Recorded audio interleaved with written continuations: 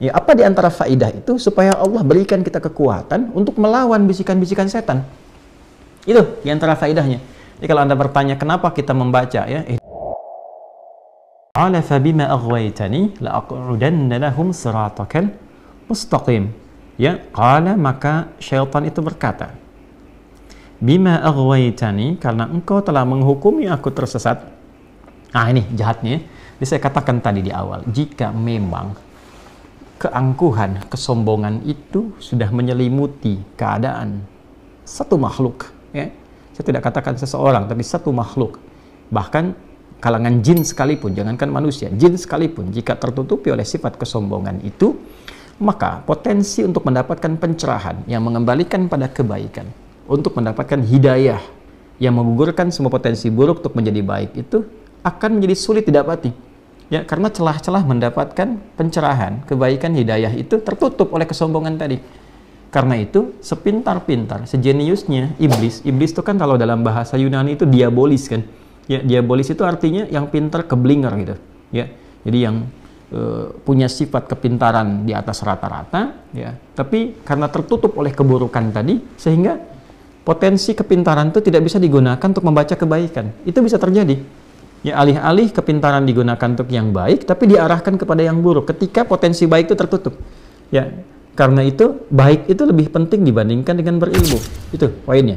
Ya, sehingga ketika yang berilmu itu baik, maka ilmunya akan digunakan kepada segala yang maslahat.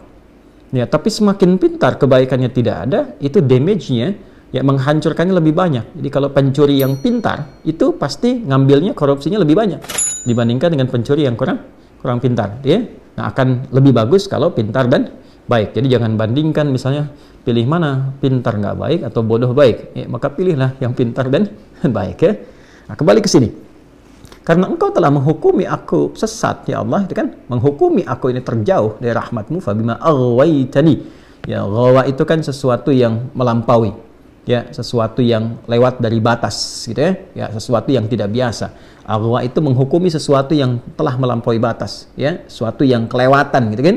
Ya Allah, engkau telah menghukumi aku kelewatan, ya, aku tersesat, aku bersikap yang kurang bagus, gitu kan.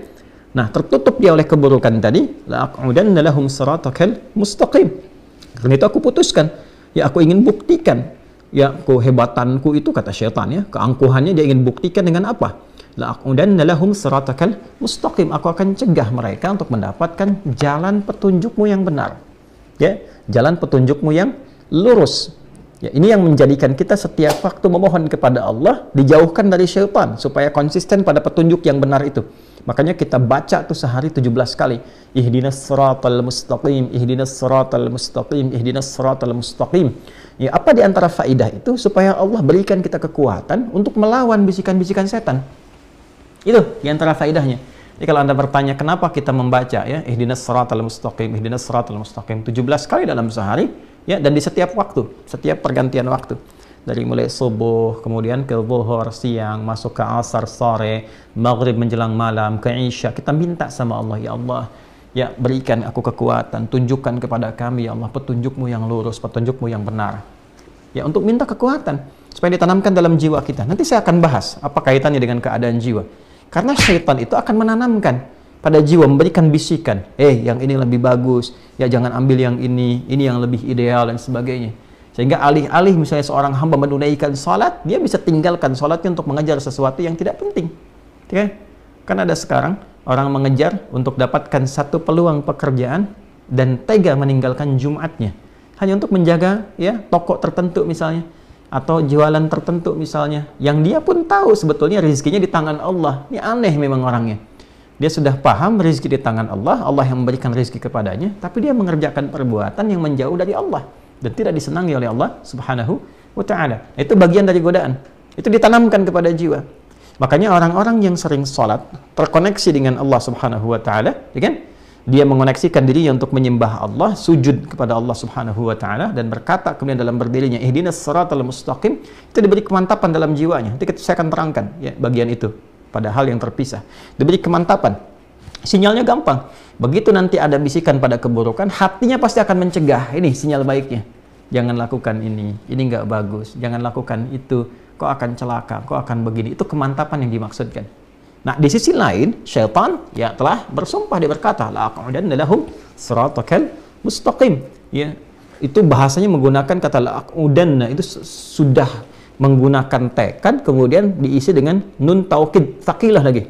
Ya, nun taukid, tsaqilah, menggunakan nun, ya nunnya lagi yang versi tinggi untuk menunjukkan kesungguhan. Yaitu dalam bahasa Arab itu kalau orang sudah tidak mampu mengerjakan sesuatu karena kelemahannya, yaitu sudah dikatakan dengan taqa'ud, huwa mutaqa'id, dia sudah purna, sudah selesai karena keadaan fisiknya sudah tidak memungkinkan mengerjakan pekerjaan yang seperti ini lagi. Ya? Nah, kalau kita ingin melemahkan sesuatu sehingga tidak mampu mengerjakan tugas yang akan dilakukan dan dia menjadi betul-betul lemah, itu menggunakan diksi yang disebutkan dalam Al-Quran ini. Ya, la'aq'udanna, itu la-nya menunjukkan kesungguhan, ditambah lagi keseriusan pakai nun taukid, itu tsaqilah di situ, ya, dan itu menunjukkan tekad yang sangat serius. Aku betul-betul akan melemahkan, itu kata syaitan. Ya, dan ini ditampilkan di Al-Quran untuk memberikan informasi kepada kita supaya kita kenal, gitu.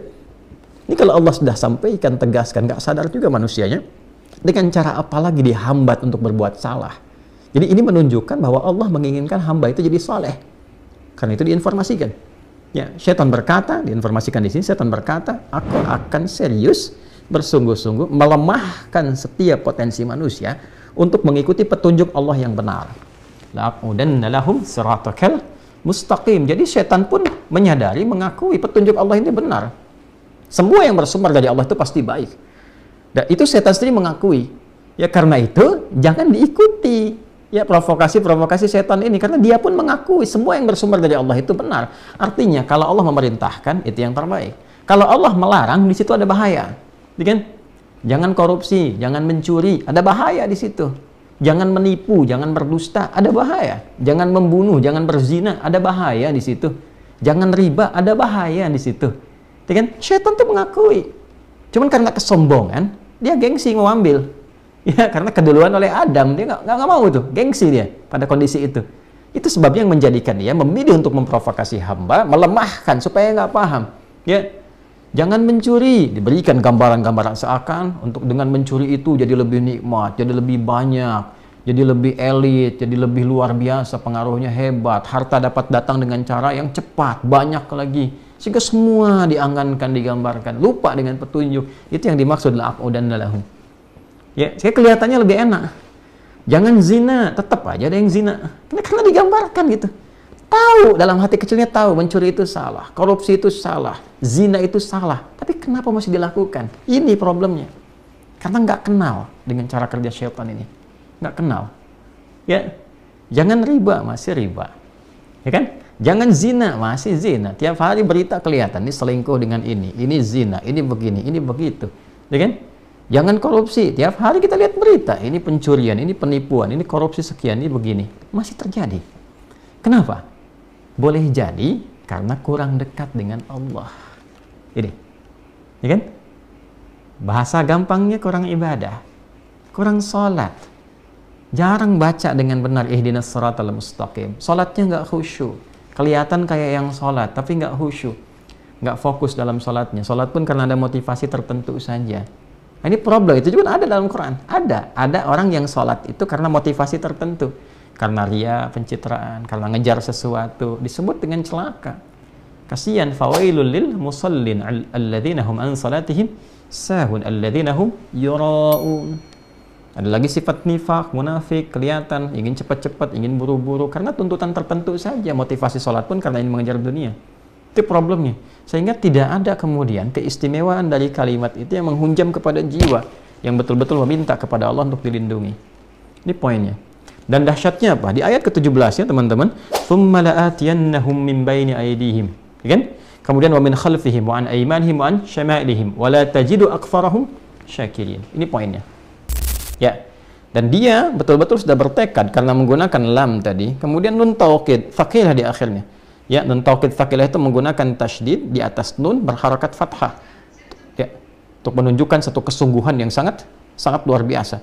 Aku betul-betul bertekad dengan segenap kemampuan akan melemahkan hamba itu, ya, supaya apa? Supaya tidak mendapatkan petunjuk dari Allah dan saat yang bersamaan Ini poin yang paling besarnya, aku pastikan semua sifat pelemahan itu akan aku kuasai dari semua arah yang memungkinkan manusia beraktivitas, yaitu dari depannya, dari belakangnya, kanan dan kiri. Ya, kenapa nggak atas dan bawah? Yang pertama, pada umumnya manusia nggak ada yang beraktivitas ke atas. Pada umumnya ke depan, ke belakang, ke kanan, ke kiri. Itu ya, pada umumnya. Nah, nggak ada yang beraktivitas ke bawah. Ya, pada umumnya ke depan, ke belakang, kanan dan kiri. Yang kedua, ada yang menafsirkan bahwa atas itu adalah jalur petunjuk. Ya, jalur yang diberikan oleh Allah untuk memberikan hidayah. Jadi nggak akan menentang itu secara langsung, nggak akan frontal. Ya, kalau nggak tersambar halilintar tuh. Ya, selesai gitu. Ke bawah pun jalur kematian, ya sudah meninggal nggak digoda lagi. Ya, nggak ada kerjaan setan yang stres tuh kalau masih menggoda orang yang sudah meninggal dunia, nggak ada kerjaan kan. Ya, jadi atas dan bawah tidak terganggu di situ, tapi depan, belakang, kanan dan kiri, semua potensi arah yang dituju manusia nggak akan lepas dari was-was atau provokasi yang ditimbulkan dari syaitan.